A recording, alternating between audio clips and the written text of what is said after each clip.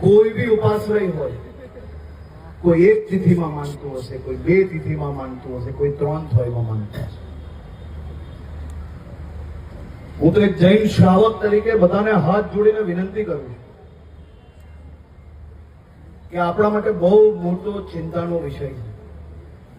આપણી ભક્તિ ઉપાશ્રય સુધી જ સીમિત રાખવી જોઈએ. જેને જે યોગ્ય લાગે જરૂરથી એ જ રીતે કરવું જોઈએ.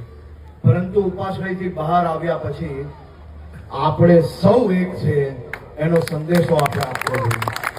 મારી આપ સૌને વિનંતી છે, 5, 25, 50, 100, 200 લોકોની પોતાની માન્યતાના માટે એ ચર્ચા, એ ડિસ્કશન, એ ડિબેટ એ માત્ર ઉપાશ્રય સુધી જ હોવું જોઈએ. ઉપાશ્રયના દરવાજાની બહાર નીકળીએ ને સાહેબ, એટલે મારો ભાઈ તો મારો ભાઈ છે.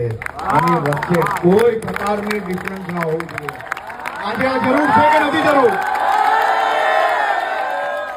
મારે આજે સમાજનો અવાજ એટલે જોઈએ છે કે જે નિર્ણાયક લોકો છે એના સુધી આ અવાજ પહોંચવો જોઈએ. આપણે બધાએ એક રહેવાની જરૂર છે કે નથી? આ પ્રકારની કોઈ બી વાદ વિવાદ આપણા સમાજમાં ચલાવી લેવાય?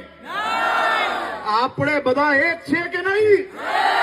બધા આ જીવન એક રહેશો કે નહીં?